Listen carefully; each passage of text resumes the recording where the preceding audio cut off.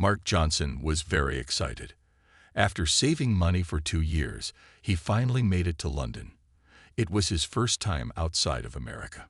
Mark came from a small town in Texas where he worked as a car salesman.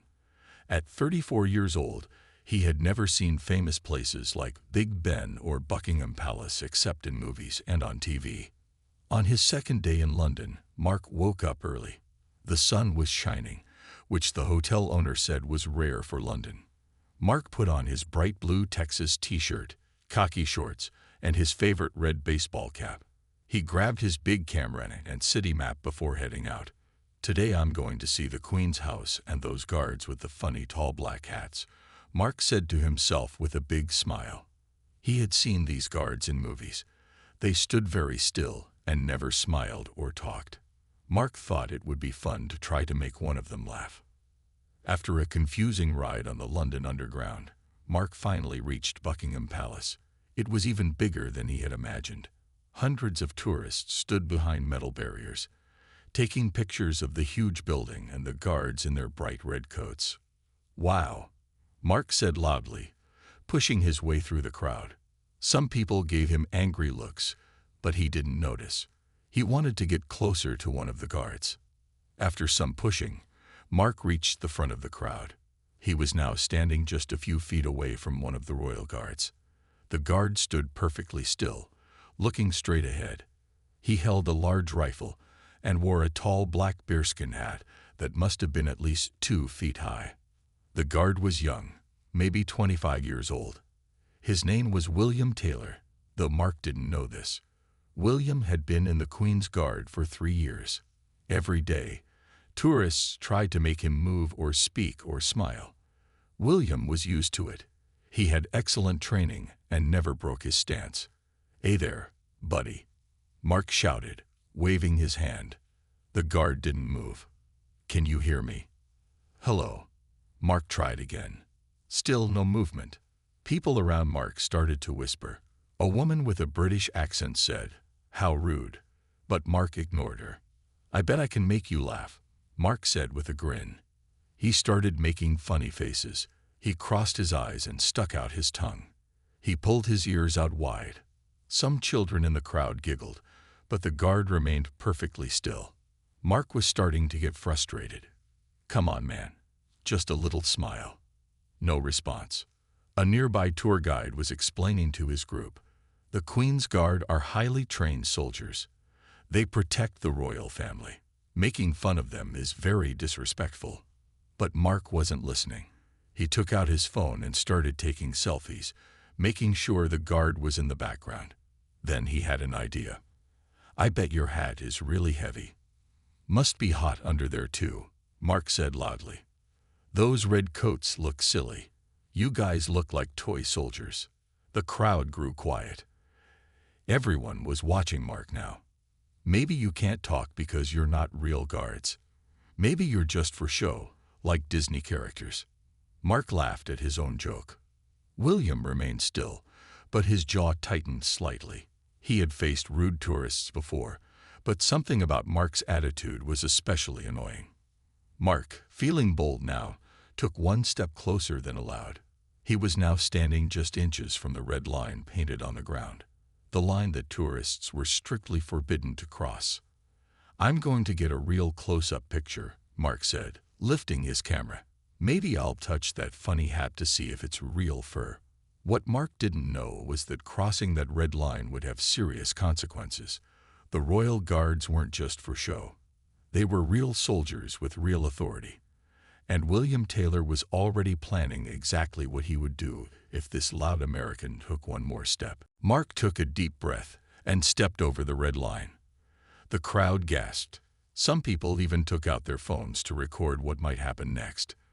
Mark reached up, his fingers just inches away from the guard's tall black hat. Suddenly, William moved. His movement was fast and sharp. He turned to face Mark directly and stomped his boot hard on the ground. The sound was like a gunshot.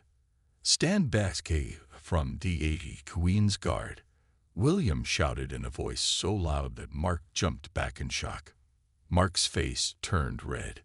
He had not expected the guard to move or speak. His camera fell from his hands and hit the ground with a crack. The expensive lens broke into pieces. "Hey, look what you made me do," Mark yelled, pointing at his broken camera. "You'll have to pay for this." William did not respond. He had returned to his still position, looking straight ahead again. But now 2 palace security officers were walking quickly toward Mark.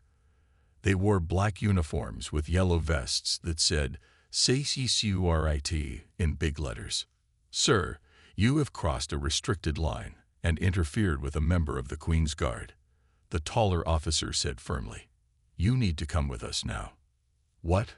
I didn't do anything wrong. He's the one who scared me and made me drop my camera," Mark argued, pointing at William. The shorter security officer shook his head. "Sir, it is clearly posted that you must stay behind the red line at all times." The guard was performing his duty. "Now please come with us without making the scene." Mark looked around for support, but the other tourists were staring at him with disapproval. Some were still recording videos with their phones.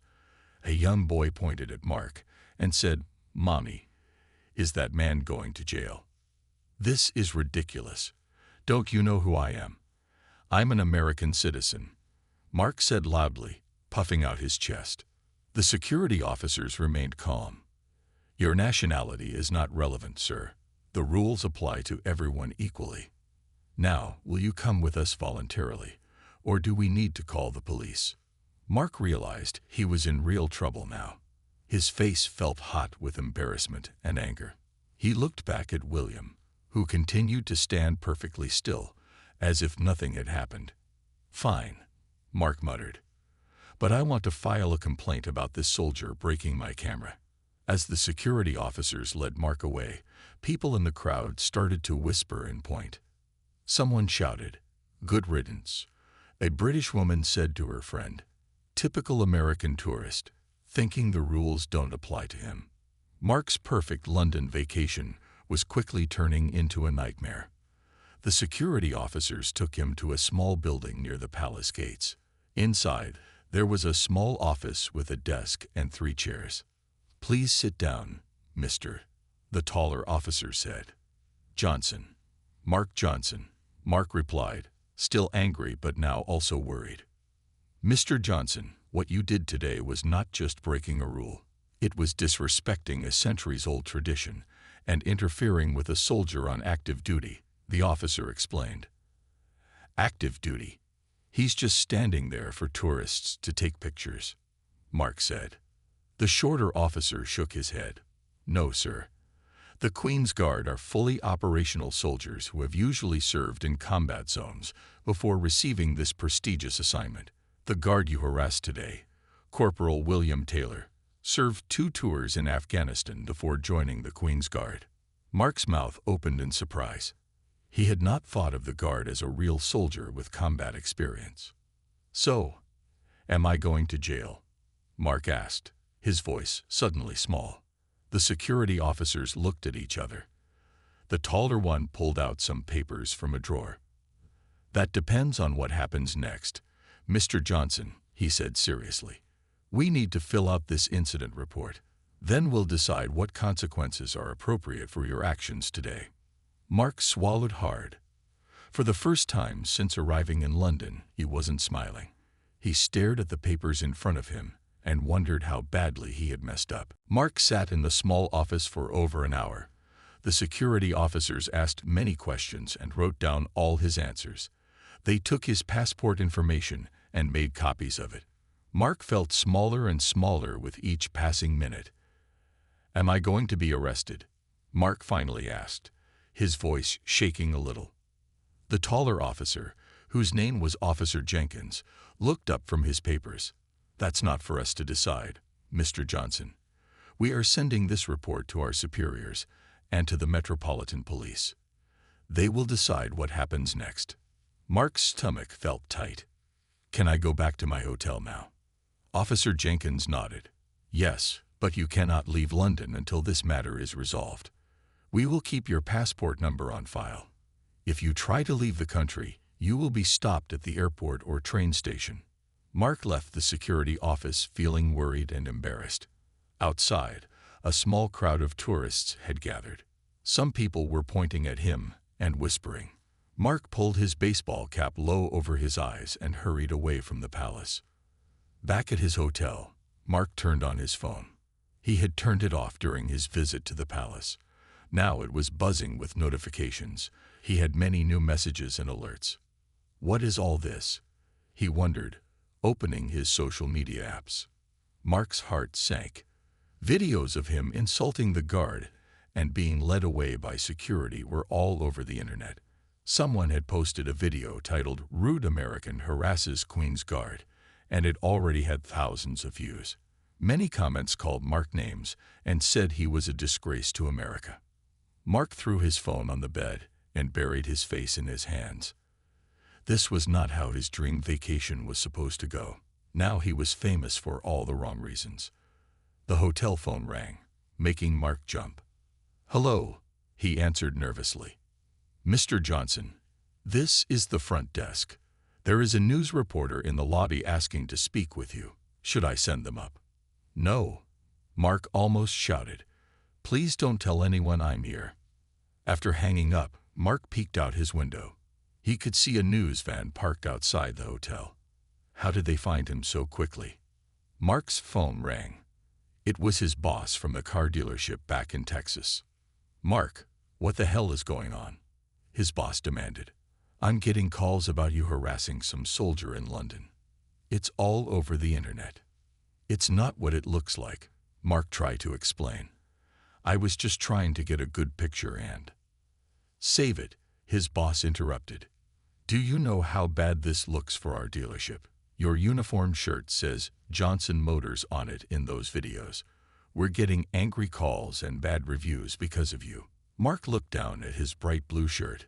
He had forgotten that it had his workplace logo on it. "I'm sorry. I didn't think." "That's right. You didn't think," his boss said angrily. "Fix this mess, Mark. Make it right somehow, or don't bother coming back to work." The call ended abruptly. Mark stared at his phone in shock. Could he lose his job over this? There was a knock at the door. Mark froze, afraid it might be reporters or even the police coming to arrest him. "Mr. Johnson," a voice called. "Room service." Mark sighed with relief and opened the door. But it wasn't room service. A tall, well-dressed older man stood in the hallway. He wore a dark suit with a small pin on his label that looked like the royal crest. "Mr. Mark Johnson?" the man asked in a formal British accent. Mark nodded, too surprised to speak. "My name is Edward Blackwood. I represent the Royal Household Office. May I come in? We need to discuss what happened today and what happens next." Mark stepped back to let the man enter. His heart was beating fast. What new trouble was this? Edward Blackwood sat down in the chair by the window. He placed a thin black folder on the small hotel table. Mark sat on the edge of the bed, his hands shaking a little. "Mr. Johnson," Edward began, "what happened today at Buckingham Palace was very serious. The Queen's Guard are not tourist attractions. They are active duty soldiers who protect the royal family." Mark nodded, looking at the floor. "I know that now. I'm sorry." Edward opened the folder and took out some papers. "Your actions today have created several problems. First, you broke clear security rules by crossing the line. Second, you attempted to touch a guard's uniform, which is against the law.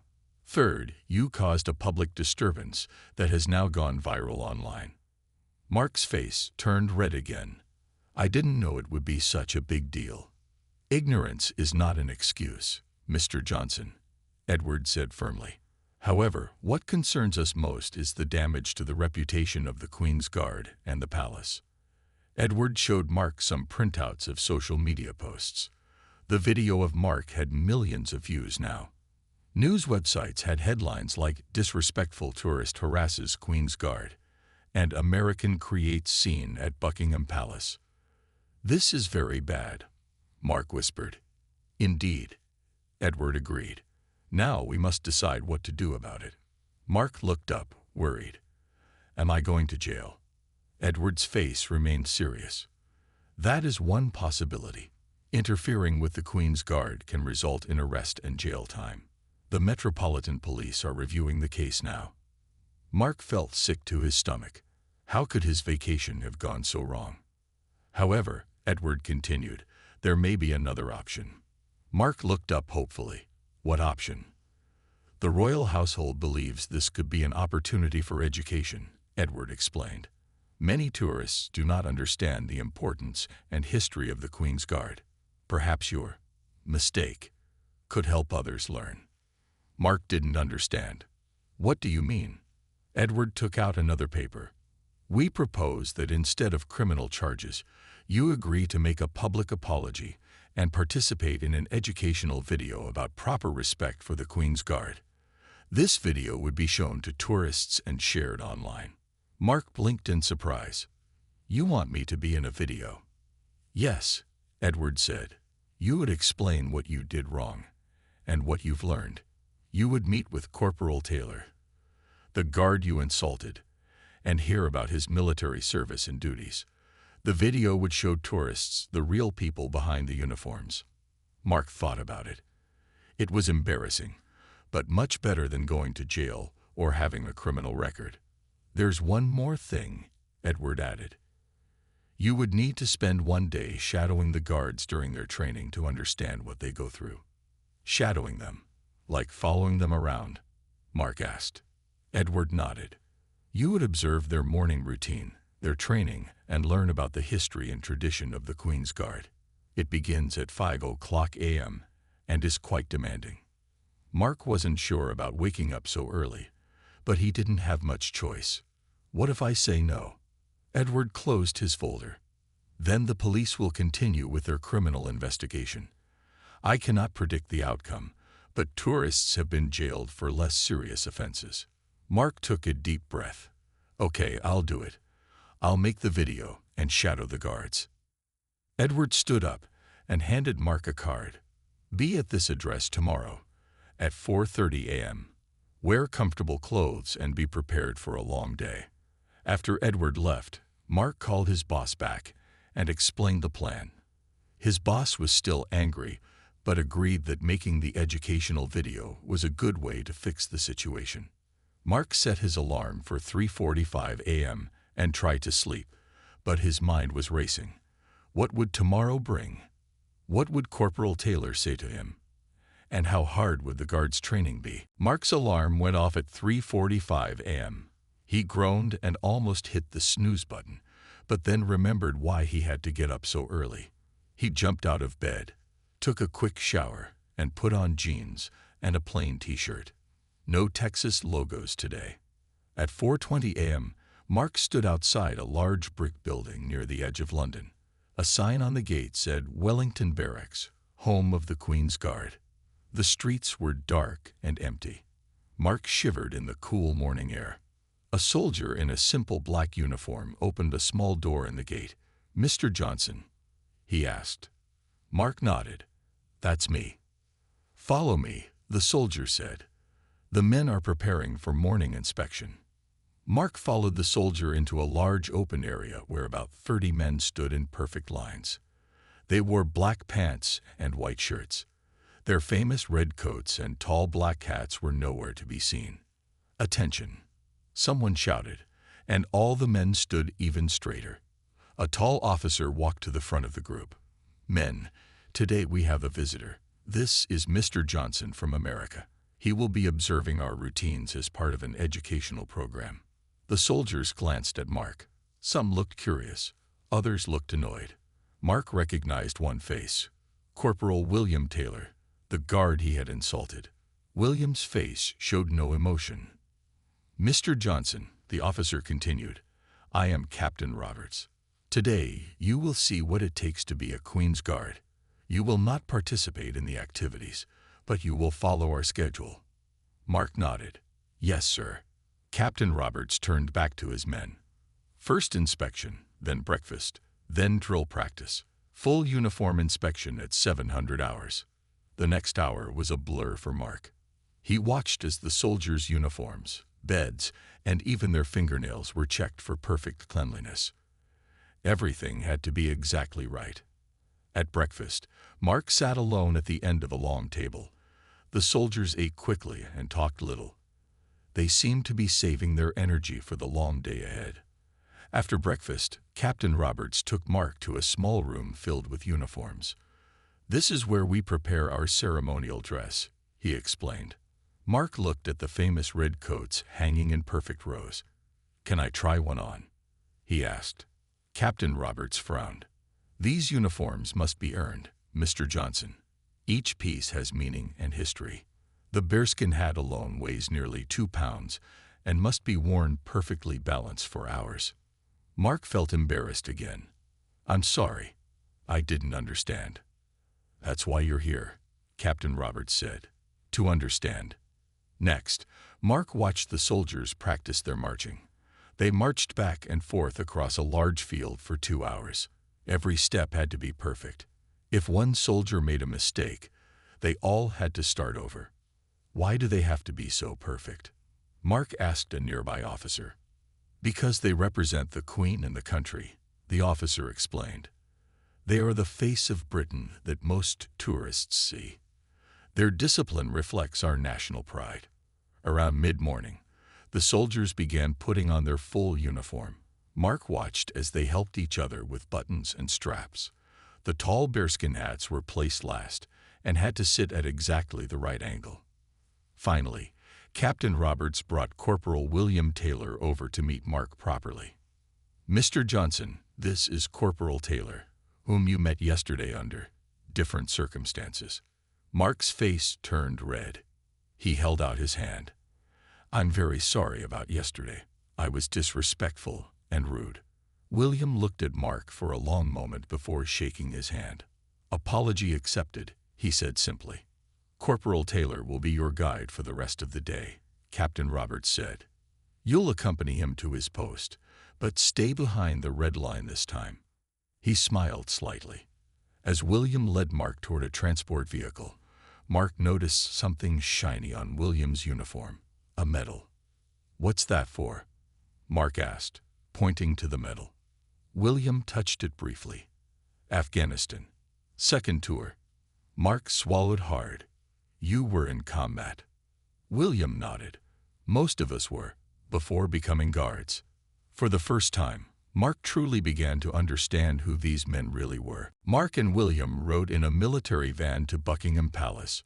Other guards sat silently, preparing their minds for the long hours of standing still ahead of them. No one spoke. Mark felt out of place in his casual clothes among these men in their perfect red uniforms. When they arrived, William turned to Mark. "You'll stay with Officer Bennett while I'm on duty. You can watch from a special area." Officer Bennett was a friendly man in his 50s with gray hair. "This way, Mr. Johnson. We have a good spot where you can see everything without being in the way." Mark followed Officer Bennett to a small area near the palace gate. From here, he could see William and the other guards taking their positions. The tourists were already gathering, taking pictures and pointing. "How long do they stand there?" Mark asked. 2 hours per shift," Officer Bennett explained. "No moving, no talking. No matter what happens, rain, heat, or snow, they stand their post." Mark watched as William took his position. His face became completely blank, his eyes staring straight ahead. He looked exactly like he had yesterday when Mark had tried to make him laugh. "The tourists don't understand what they're seeing," Officer Bennett said quietly. "They think it's a show, but it's real duty. These men would give their lives to protect the royal family." Mark felt a deep shame remembering his behavior. "I was so stupid yesterday." "Yes, you were," Officer Bennett agreed with a small smile. "But you're not the first tourist to misunderstand. That's why we're making this video, to help others learn." A camera crew arrived and set up their equipment near Mark. A woman with a clipboard approached him. "Mr. Johnson, I'm Sarah from the Royal Communications Office. We'll be filming your educational video today. Are you ready?" Mark took a deep breath. "I guess so." Sarah checked her notes. "We'll do some filming now," showing you observing properly. Then, after Corporal Taylor's shift ends, we'll interview both of you together.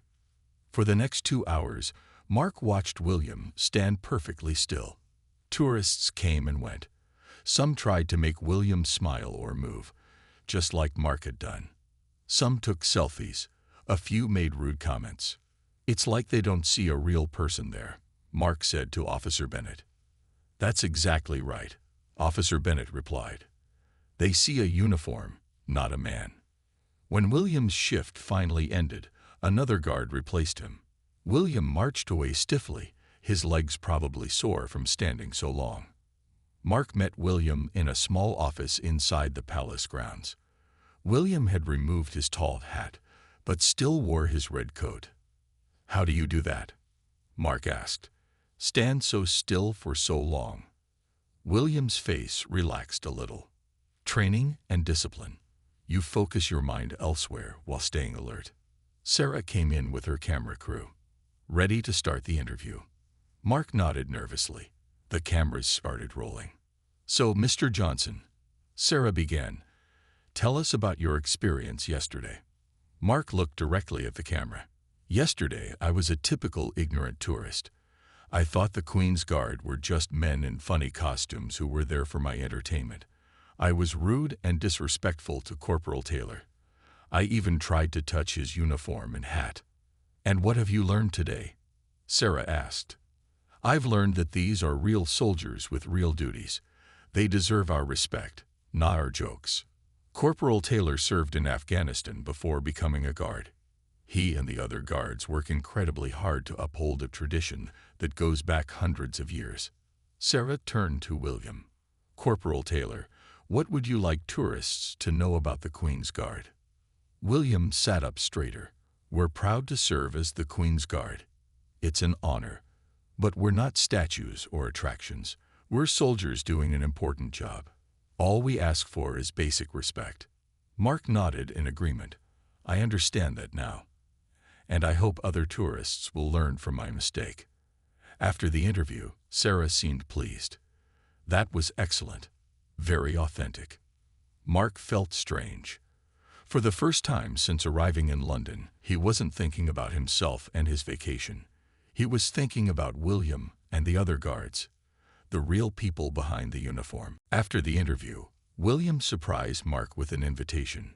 "Some of us are having dinner at a pub tonight," William said. "Would you like to join us?" Mark was shocked. "Really? You want me to come?" William shrugged. "You've seen the official side of our lives. Might as well see the normal side too." That evening, Mark walked into the King's Arms, a small pub not far from the barracks. William waved him over to a table where 5 other guards sat. They were all in regular clothes now, jeans and t-shirts. They looked like normal young men. "Guys, this is Mark, the American from yesterday," William said. The other men nodded, some smiling, others looking uncertain. "I want to apologize to all of you," Mark said sincerely. "I was disrespectful to your uniform and your service." One of the guards, a red-haired man named James, laughed. "At least you didn't try to pull William's hat off like that tourist last month." Everyone laughed, even William. "That was a disaster," William agreed. "The poor man nearly got arrested." Mark was surprised by their good humor. "You're not mad at tourists for being disrespectful?" Another guard named Thomas shook his head. "We understand that most people don't know better. That's why your video is a good idea." Mark took a sip of his beer. "So how did you all become guards?" For the next hour, Mark listened to their stories. William had joined the army at 18 and served in Afghanistan twice. James came from a military family. His father and grandfather had been guards too. Thomas had been an accountant before joining the army, seeking adventure. "It's not an easy job," James explained. "The selection process is tough. Only the best soldiers get chosen for the Queen's Guard. The worst part is standing still for so long," Thomas added. "In summer, guards sometimes faint from the heat in those heavy uniforms." "Has that happened to any of you?" Mark asked. William nodded. My first month as a guard, I fainted during a heat wave. It was embarrassing, but it happens. Mark was fascinated. What do tourists do that annoys you the most? The guards exchanged looks. Touching our uniforms, James said immediately. Making jokes about us not being real soldiers, added Thomas. Trying to make us laugh or move, said William. It's like they're trying to make us fail at our job. Mark nodded, feeling embarrassed again. I did that. William patted him on the shoulder. And now you know better. As the night went on, Mark realized these men were just like his friends back home. They talked about sports, complained about their bosses, and showed pictures of their families. The only difference was their extraordinary job. Before leaving, Mark had an idea. The video we're making is good, but I want to do more. Is there a charity for veterans or for the guards? William looked surprised. Yes, there's the Guards Charity. It helps injured soldiers and families of guards who died in service. I want to start a fundraiser, Mark said firmly. When people see our video, they can also donate to the charity. The guards looked impressed. That's actually a great idea, William said. It would turn something negative into something positive. Mark felt a warm feeling inside. For the first time since the incident, he was proud of himself. He wasn't just fixing his mistake. He was doing something good. As Mark walked back to his hotel that night, he thought about how differently his London trip had turned out. He had come to see famous buildings and take silly pictures. Instead, he had learned important lessons about respect and had made unexpected friends. He sent a text message to his boss back in Texas. I think I've found a way to make things right. And it's bigger than just me. The next morning, Mark met with Edward Blackwood and Sarah to discuss his fundraising idea. A fundraiser for the Guards Charity. Edward repeated, looking surprised. That's quite a change from 2 days ago, Mr. Johnson. Mark nodded eagerly. I want to add a donation link to the educational video. People who watch it can donate to help the guards and their families.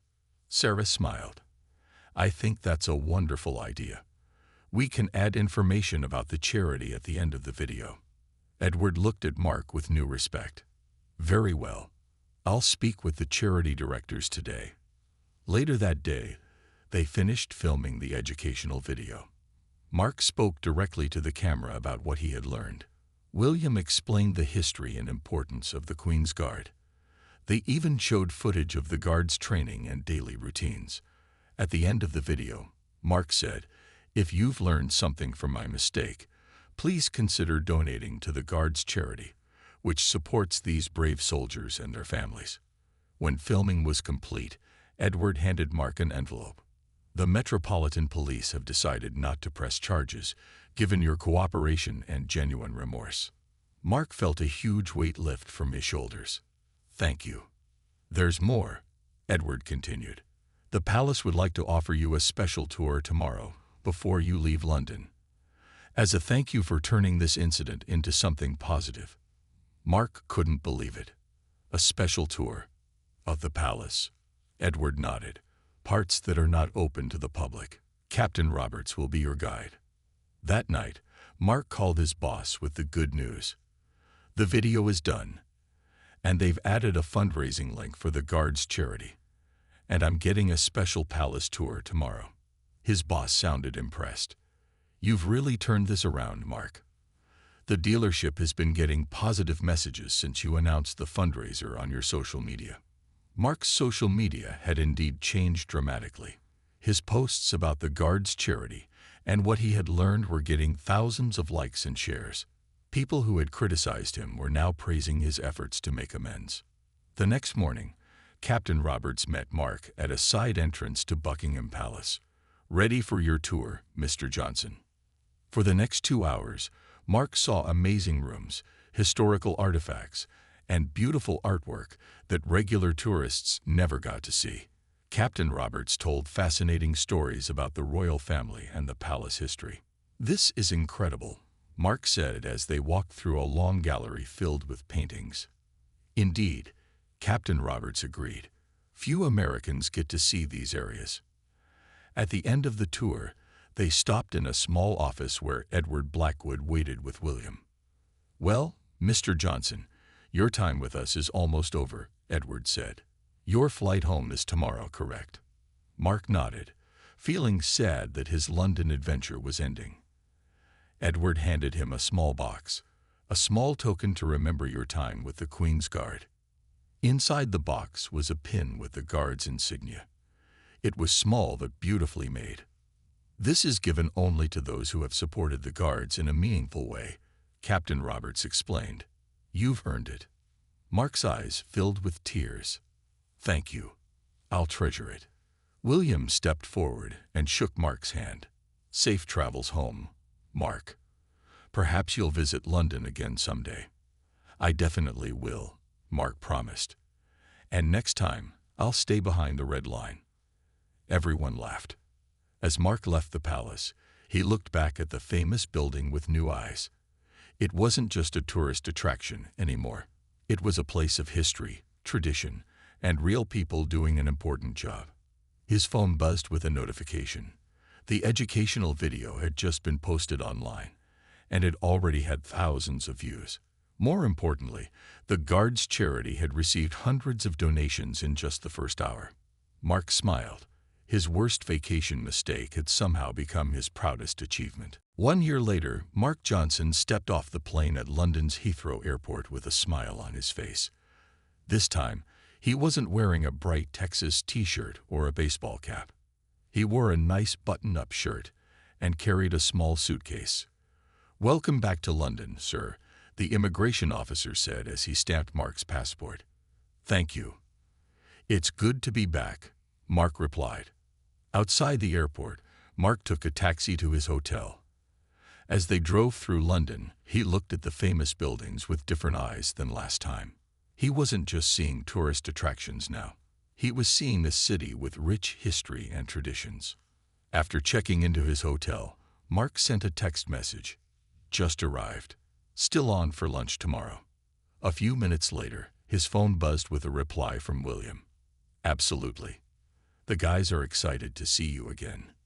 The next day, Mark walked into the same pub, the King's Arms.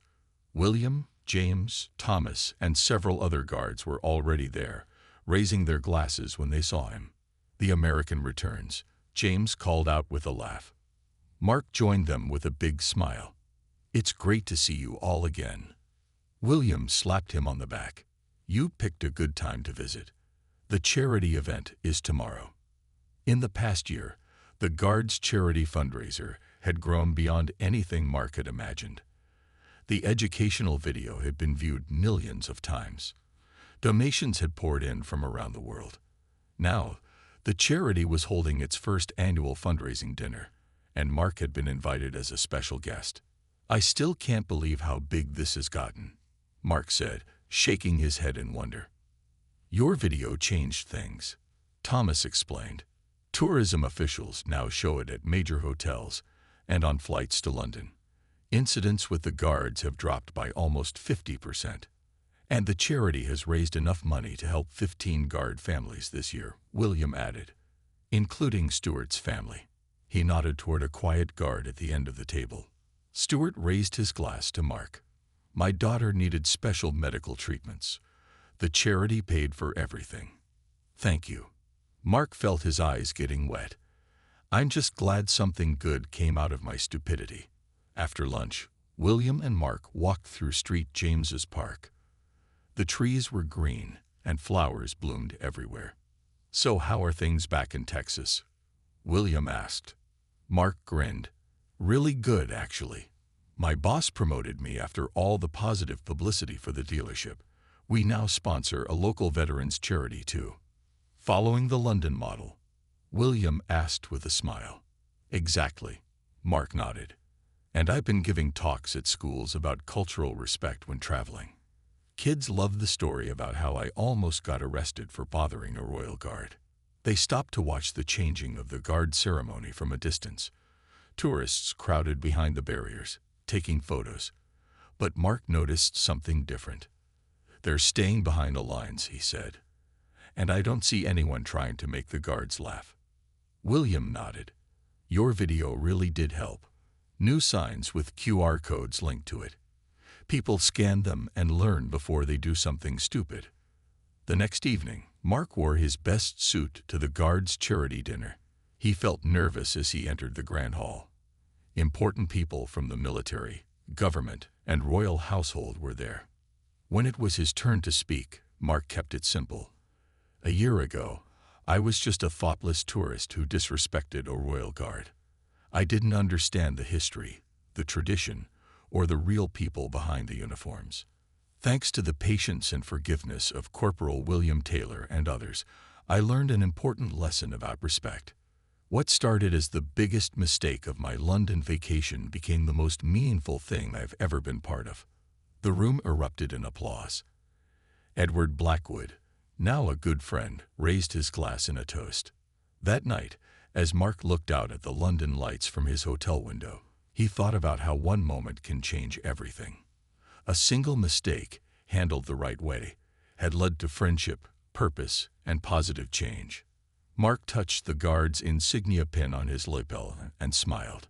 He had come to London as a tourist, but he was leaving as something more, a friend, an advocate, and a small part of a proud tradition.